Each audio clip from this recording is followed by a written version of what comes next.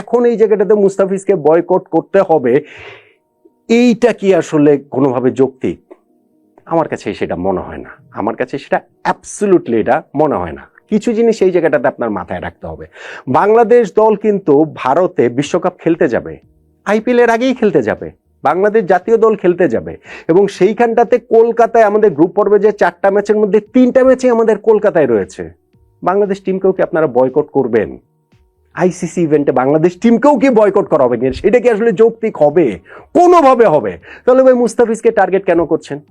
কোন কারণটাতে এই জায়গাটাতে করছেন আমাকে সেটা একটু বলেন তো দেখি। বা কে কে নিয়ে কি মুস্তাফিজকে দলে নিয়ে কি তারা অপরাধ করে ফেলেছে? চেন্নাই যদি দলে নিত তাহলে আসলে কি হতো? চেন্নাই থেকে এরকম মিছিল মিটিং আন্দোলন বা যে সোশ্যাল মিডিয়ার যে জিনিসটা দেখছি সেরকম কি হতো? I don't think so. আমার কাছে সেইটা আসলে কোনোভাবেই মনে হয় না। ফলে এইখানটাতে আমি মনে করি যে যারা রেসপন্সিবল, আমি আবারও বলি, রেসপন্সিবল লোকরা ইররেসপন্সিবল কাজ করে। আমরা যারা সাধারণ মানুষ রয়েছে আমরা না হয় একটু রেসপন্সিবিলিটির জায়গাটা দেখাই, আমরা না হয় পারস্পরিক একটু সহিষ্ণুতার জায়গাটা দেখাই, আমাদের সাধারণ মানুষের মধ্যে না হয় সেই সৌহার্দ্যের জায়গাটা আসলে একটুখানি দেখাই।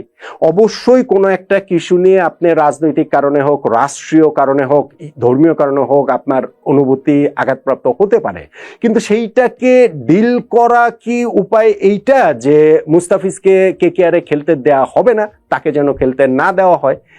আমার কাছে এইটা আসলে কোনোভাবেই এটা যৌক্তিক বলে মনে হয় না।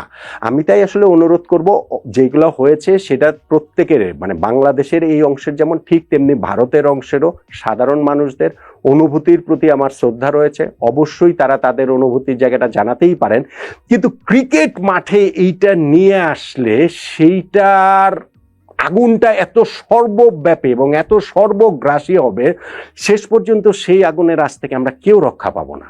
আমরা কি সেটা করব?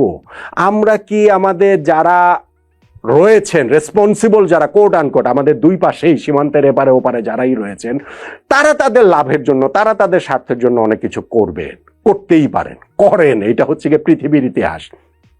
সাধারণ মানুষ তাতে বিভ্রান্ত হয়, সেটাও পৃথিবীর ইতিহাস। কিন্তু এই জায়গাটাতে আমার মনে হয় যে একটু রেসপন্সিবিলিটি যদি আমরা সবাই মিলে দেখাই, এটা ইস্যুটা শুধু মুস্তাফিজ না, ইস্যুটা শুধুমাত্র হচ্ছে গিয়ে এই যে কেকেআরে তাকে খেলতে দেওয়া হবে না হবে বিষয়টা সেটা নয়, আর অনেক কিছু এর মাঝখানে অবশ্যই হতে পারে, ঘটতে পারে। কিন্তু আমি মনে করি যে এখনো ঘটনাটা এই পর্যায়ে যায়নি যে মুস্তাফিজকে কেকেআরের সমর্থকদের বয়কট করতে হবে, অথবা মুস্তাফিজকে খেলালে কেকেআর টিমকে বয়কট করতে হবে, সেই রকম একটা জায়গাতে পুরো ঘটনা প্রবাহটা চলে গেছে বলে আমার কাছে মনে হয় না। আমার তাই মনে হয় যে আমাদের প্রত্যেকেরই যদি আমরা একটু ধৈর্য ধরি, একটু সহনশীল হই, একটু সহিষ্ণু হই, একটু আমরা পারস্পরিক সৌহার্দ্যের জায়গাটা থেকে দেখি, সেই ক্ষেত্রে আমাদের এইখানটা থেকে হচ্ছে গিয়ে শেষ পর্যন্ত গিয়ে ওই সবার যে সদিচ্ছাটুকু যদি থাকে তাহলেই আসলে ভালো কিছু হবে। তা যদি না হয় তাহলে শেষ পর্যন্ত গিয়ে এই ঘৃণার চাষাবাস, এই ঘৃণার চাষাবাদ, এই ঘৃণার চর্চা এই করে করে করে করে শেষ পর্যন্ত গিয়ে আমরা আসলে কোথাও যাব না। ফলে আমি মনে করি মুস্তাফিজকে যে কলকাতা নাইট রাইডার্স নিয়েছে, আমি এখনো এটা বিশ্বাস করতে চাই যে অবশ্যই কেকেআর ফ্যানরা তাকে স্বাগত জানাবে, অবশ্যই তার কাছ থেকে বিগ পারফরমেন্স আশা করবে। আমি অবশ্যই এটা বিশ্বাস করি যে বাংলাদেশ টিমও যখন টি-20 ওয়ার্ল্ড কাপ খেলতে ভারতে যাবে আইপিএল এর আগেই, কলকাতাতে 3টা ম্যাচ হবে, সেই জায়গাগুলোতেও বাংলাদেশ টিমকে ওইভাবেই দুহাত প্রসারিত করে বরণ করে নেওয়া হবে, যেটা অতীতেও করা হয়েছে। আমি আবারও বলছি, এটা সাধারণ মানুষদের কথা আমি বলছি, আমাদের স্পোর্টস প্ল্যাটফর্ম, আমাদের স্পোর্টিং পয়েন্ট থেকে আমি আসলে বলছি, রাজনীতিবিদদের কাজ করুন।